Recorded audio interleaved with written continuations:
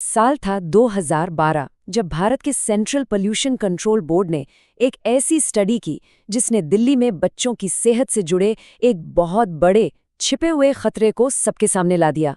आज हम उसी स्टडी के पन्ने पलटेंगे और समझेंगे कि दिल्ली की हवा हमारे बच्चों के फेफड़ों पर असल में क्या असर कर रही है।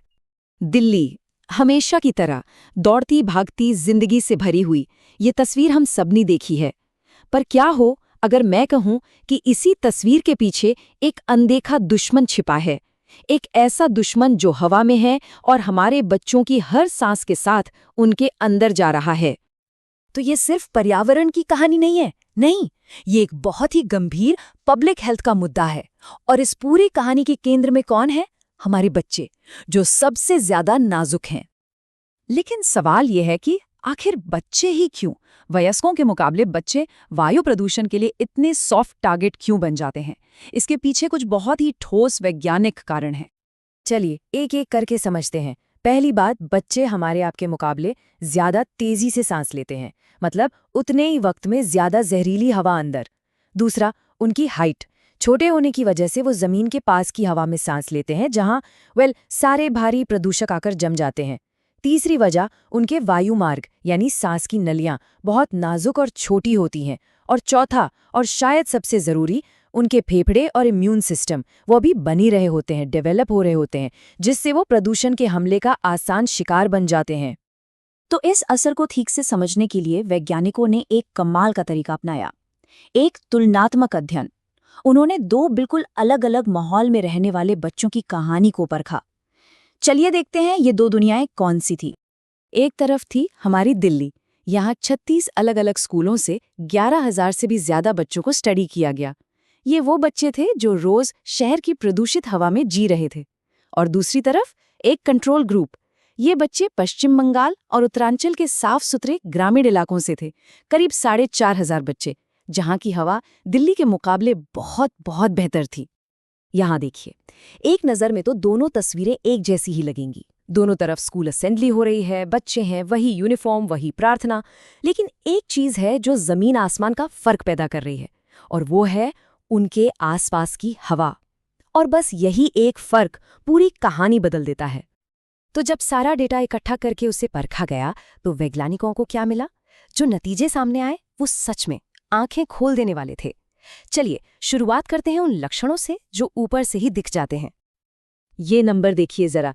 सुबह की खांसी दिल्ली के बच्चों में 13%, जबकि कंट्रोल ग्रुप में सिर्फ 5। सांस में सीटी जैसी आवाज आना दिल्ली में 7.5% बच्चों को थी, तो कंट्रोल ग्रुप में सिर्फ 2.5%। मतलब हर मामले में दिल्ली के बच्चे 2 से 3 गुना ज्यादा परेशान थे। ये कोई छोटा मोटा अंतर नहीं था, ये एक बहुत बड़ा रेड फ्लैग था। लेकिन ये तो वो चीजें थी जो बाहर से दिख रही थीं। असली सवाल तो ये था कि अंदर क्या हो रहा है, उनके फेफड़ों के अंदर, जो आंखों से नहीं दिखता। असली नुकसान कहाँ हो रहा था? और यहीं पर इस स्टडी के सबसे गंभीर और परेशान करने वाले नतीजे सामने आते हैं। इस अंदरूनी डैमेज को नापने के लिए वैज्ञानिकों ने एक टेस्ट किया जिसका नाम है स्पाइरोमेट्री। इसे आसान भाषा में लंग फंक्शन टेस्ट कह सकते हैं। इसमें बस ये देखा जाता है कि एक बच्चा कितनी हवा और कितनी ताकत से अपने फेफड़ों से बाहर निकाल सकता है, मतलब उनके लंग्स में कितना दम है। और जो नतीजा आया वो दिल दहलाने वाला था। दिल्ली में स्टडी किए गए बच्चों में से लगभग आधे 43.5% के फेफड़ों की काम करने की क्षमता में ऐसी कमी पाई गई जिसे आगे चलकर ठीक नहीं किया जा सकता। ये एक इर्रिवर्सिबल यानी कि परमानेंट डैमेज था। और ये कोई इत्तेफाक नहीं था, इसका एक सॉलिड सबूत था। जब वैज्ञानिकों ने दिल्ली के पोल्यूशन हॉटस्पॉट्स के नक्शे को बच्चों के लंग डैमेज वाले नक्शे के ऊपर रखा तो तस्वीर बिल्कुल साफ हो गई। जिन इलाकों में PM10 पोल्यूशन सबसे ज्यादा था, उन्हीं इलाकों में बच्चों के फेफड़ों को सबसे ज्यादा नुकसान हुआ था। ये दोनों नक्शे लगभग एक दूसरे की कार्बन कॉपी थे। कहानी यहाँ खत्म नहीं हुई। वैज्ञानिक और गहराई में गए, सेल्यूलर लेवल तक। उन्होंने साइडरोफेज नाम के सेल्स को जांचा। अब ये क्या है? इन्हें आप फेफड़ों के अंदर माइक्रोस्कोपिक स्कार्स यानी छोटे छोटे घावों के निशान समझ सकते हैं।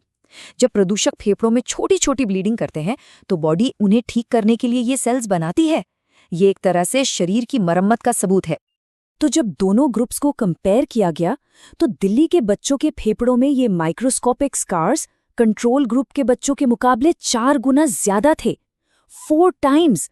इसका मतलब साफ था, दिल्ली के बच्चों का शरीर लगातार एक जंग लड़ रहा था और उनका डिफेंस सिस्टम बुरी तरह से ओवरलोड हो चुका था। स्टडी ने अपने नतीजों में साफ साफ लिखा, जैसा कि आप देख सकते हैं, शहर के वायु प्रदूषण के पुराने संपर्क शायद फेफड़ों को सेल्यूलर स्तर पर नुकसान पहुंचा रहे हैं, यानी डैमेज सेल्यूलर लेवल तक पहुंच चुका था। ये एक बहुत ही गंभीर बात थी। तो इतनी बड़ी समस्या देखने के बाद सवाल उठता है कि अब क्या किया जा सकता है? अच्छी बात यह है कि स्टडी ने सिर्फ समस्या नहीं बताई, उसने समाधान का रास्ता भी दिखाया। उनकी सिफारिशें बहुत ही प्रैक्टिकल थीं, जैसे कि सबसे खतरनाक कणों यानी PM 2.5 की रेगुलर मॉनिटरिंग हो, स्कूल बसों को डीजल से हटाकर CNG जैसे साफ ईंधन पर लाया जाए, जब नए स्कूल बने तो ध्यान रखा जाए कि वो हाई ट्रैफिक सड़कों से दूर हों, और हाँ, माता पिता और शिक्षकों को प्रदूषण के खतरों के बारे में जागरूक किया जाए। और सबसे जरूरी, हाई पोल्यूशन वाले इलाकों में बच्चों के लंग फंक्शन टेस्ट को रेगुलर किया जाए। इस स्टडी को पब्लिश हुए 1 दशक से ज्यादा हो गया है। 2012 में विज्ञान ने हमें एक साफ चेतावनी दी थी। उसने हमें बताया कि समस्या क्या है, दिखाया कि उसका असर क्या है, और ये भी समझाया कि उसे ठीक कैसे करना है। तो आज सवाल ये नहीं है कि हमें क्या करना चाहिए, असली सवाल ये है कि इतने सालों बाद भी क्या हम सुन रहे हैं?